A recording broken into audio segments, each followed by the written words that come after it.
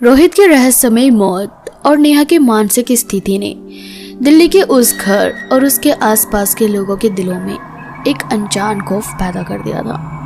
नेहा के जीवन में आए भयानक मोड़ और रोहित की आत्मा से जुड़े भूतिया घटनाओं के बाद भी एक सवाल हर किसी के जहन में था। क्या वाकई रोहित की मौत एक आत्मा ने की थी? और अगर हाँ, तो आखिर वो आत्मा किसकी थी? रोहित की मौत के बाद उसके घर और उसके आसपास की घटनाओं ने इस बात को और भी मजबूती दी कि ये सिर्फ एक हादसा नहीं था, लेकिन यह आत्मा किसकी थी? क्या यह नेहा के दर्द और बदला की भावना से उपजी कोई रहस्यमय शक्ति थी, या फिर किसी और की आत्मा इस खौफनाक घटना के पीछे छुपी हुई थी? इस तीसरे और आखिरी हिस्से में हम जानेंगे उस आत्मा की सच्चाई जिसने रोहित की जिंदगी को खत्म कर दिया। रोहित की मौत के बाद नेहा की मानसिक स्थिति और भी बिगड़ गई। उसे लगता था कि अब वो खुद को बचा नहीं पाएगी। उसने ये कहना शुरू कर दिया था कि वो आत्मा वापस लौटेगी और उसे भी ले जाएगी।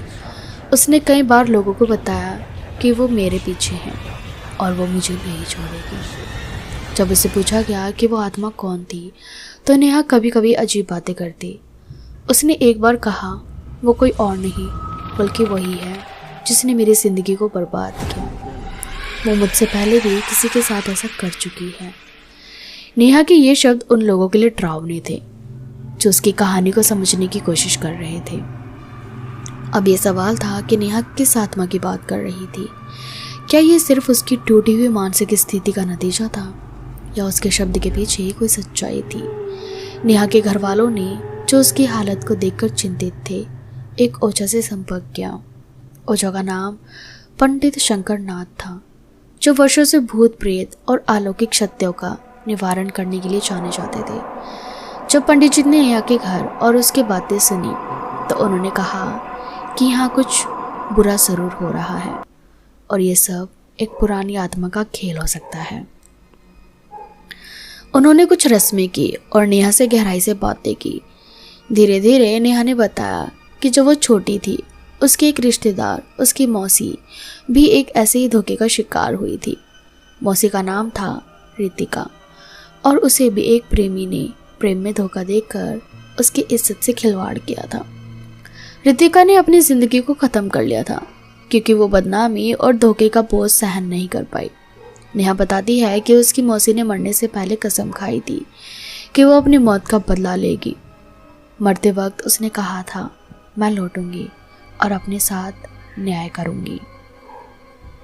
नेहा की माँ ने भी इस कहानी की पुष्टि की, लेकिन उन्होंने ये भी कहा कि उन्होंने कभी नहीं सोचा था कि रितिका की आत्मा इतनी ताकतवर बन जाएगी कि वो इस दुनिया में वापस लौटकर बदला लेगी। पंडित शंकर नाथ ने नेहा के परिवार और से भी सवाल किए, और धीरे धीरे ये बातें सामने आई कि रितिका की आत्मा अब भी इस दुनिया में थी और वो अपने साथ हुए अन्याय का बदला लेना चाहती थी। नेहा को जब धोखा मिला और रोहित ने उसके साथ धोखा किया, तो रितिका की आत्मा जाग गई। ये आत्मा नेहा के दुख, दर्द और बदले की भावना से जुड़ी हुई थी। पंडित ने बताया कि कुछ आत्माएं इतनी शक्तिशाली होती हैं कि वो अपने दर्द और बदले की भावना को कभी नहीं छोड़ पाती। रितिका की आत्मा ने देखा कि नेहा भी उसी रास्ते पर चल रही है जिस पर वो खुद चली थी, इसलिए उसने नेहा की मदद करने का फैसला किया और रोहित को उसकी घिनौनी करतूत का परिणाम भुगतने पर मजबूर कर दिया। रितिका की आत्मा रोहित के घर में उस दिन से मौजूद थी जब उसने नेहा के साथ धोखा किया था। रोहित ने जब नेहा का एमएमएस बनाया और उसे बदनाम किया, तब इसी रितिका की आत्मा सक्रिय हो गई थी। उसने कई बार रोहित को चेतावनी देने की कोशिश की। जब रोहित ने अपने सपनों में काले साए देखे और उसे अजीब अजीब आवाज़ें सुनाई दी, तब वो रितिका की आत्मा ही थी जो उसे सचेत कर रही थी। लेकिन रोहित ने इसे कभी गंभीरता से नहीं लिया। उसने नेहा से बदला लेने और उसे और अधिक तंग करने की योजनाएं बनाई। जब रितिका की आत्मा ने देखा कि रोहित कभी नहीं सुधरेगा और उसकी बुरी हरकतें जारी रहेगी, तो उसने उसे ख़त्म करने का फैसला किया। उस भयानक रात जब रोहित अपने कमरे में अकेला था, रितिका की आत्मा ने अंतिम प्रहार किया। उसने रोहित को उसी कमरे में घेर लिया जहां उसने नेहा की इज्जत से खिलवाड़ किया था। रोहित ने उसे देखा, उसकी आंखों में वही खौफ था जो नेहा ने धोखे के वक्त महसूस किया था। रितिका की आत्मा ने रोहित को उसकी करतूतों की सजा दी और उसकी मौत का कारण बनी। नेहा को धीरे धीरे ये समझ आने लगा कि रितिका की आत्मा ने उसके लिए बदला लिया था। नेहा जो खुद को दोषी मानती थी, अब एक अजीब से हल्केपन का अनुभव करने लगी। उसे ये विश्वास हो गया था कि उसकी मौसी की आत्मा ने उसे बचाया है और रोहित को उसकी सच्चाई से रूबरू करवाया है। हालांकि नेहा के लिए ये घटना कभी ना भूलने वाला था।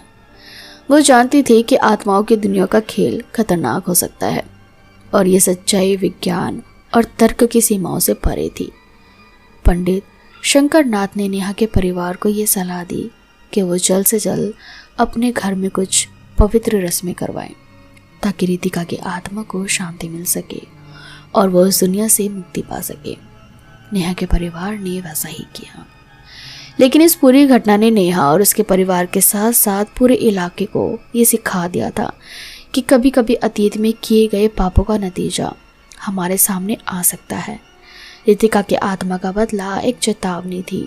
धोखा देने वालों को हमेशा ये ध्यान रखना चाहिए कि कुछ कर्म ऐसे होते हैं जिनसे कभी बचा नहीं जा सकता। तो दोस्तों, कैसी लगी आज की हमारी ये स्टोरी? हमें कमेंट सेक्शन में कमेंट करके ज़रूर बताएं।